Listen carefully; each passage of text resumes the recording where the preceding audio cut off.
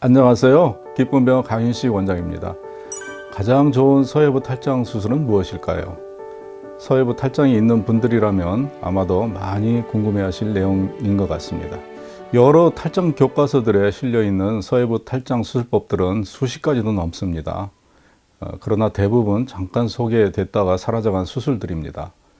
대개는 재발률이 매우 높았기 때문입니다. 이렇게 재발률이 높았던 이유는 탈장이 생기는 원인 병소를 정확히 찾아내서 정확하게 해결해 주지 못한 결과입니다. 예를 들어 수도관에서 물이 샌다면 금이 간 부분을 정확히 찾아내서 교체를 하던가 아니면 용접을 해서 막아야 합니다. 그런데 단지 의심되는 부분에 테이프를 감아 놓는다거나 주변에 콘크리트를 붓는다고 하면 잠시 효과는 있을지 모르지만 결코 근본적인 해결은 되지 않을 것입니다. 대부분의 탈장 수술이 바로 이런 땜질식 탈장 수술법이었습니다. 그러나 그 중에서도 분명하게 부각되는 한 가지 탈장 수술이 있습니다. 바로 1890년도에 발표된 바시니 탈장 수술입니다. 이 수술법은 이미 130여 년 전에 2%대의 재발률을 달성했습니다. 이는 당시 대부분의 병원에서 50%가 넘는 재발률을 기록한 것과 비교할 때 말 그대로 모두가 놀랄 그런 소식이었습니다. 하지만 이태리에서 개발된 이 바시니 탈장 수술이 유명세를 타며 미국으로 넘어가는 과정에서 본래 핵심을 잃고 변질이 되어버렸습니다.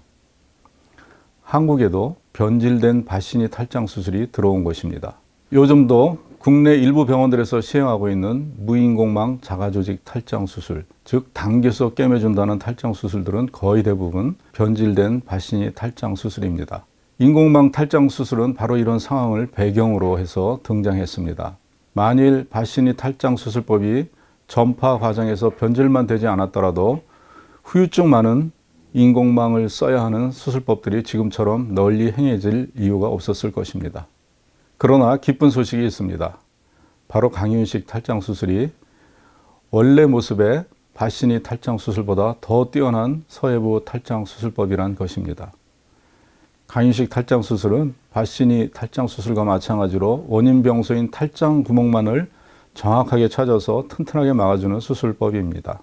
바시니 탈장 수술이 최고의 탈장 수술이라 생각되지만 130년 전에 개발된 방법이라서 아무래도 미흡한 점이 몇 군데 눈에 띕니다. 첫째로는 고환거근이라는 중요한 근육을 절단합니다. 둘째, 음부 대퇴 신경가지를 잘라주기 때문에 감각의 이상이 초래될 수 있습니다. 셋째, 간접 서해부 탈장과 직접 서해부 탈장을 구분하지 않고 동일한 방법으로 수술하다 보니까 수술 범위가 불필요하게 크게 확대됐습니다. 넷째, 결과적으로 상처가 커져서 회복이 늦고 수술 후 통증도 심한 경우들이 많습니다. 강윤식 탈장 수술은 이런 문제되는 부분을 모두 개선한 탈장 수술입니다.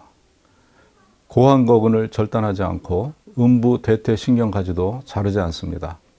또한 간접 서해부 탈장과 직접 서해부 탈장에 최적화된 각각의 맞춤 수술법으로 수술해서 수술 범위가 매우 작습니다. 그 결과 상처가 작아 회복도 빠르고 수술 후 통증도 적습니다. 게다가 국소마취로 수술하기 때문에 아무리 연세가 많고 건강이 안 좋아도 안전합니다.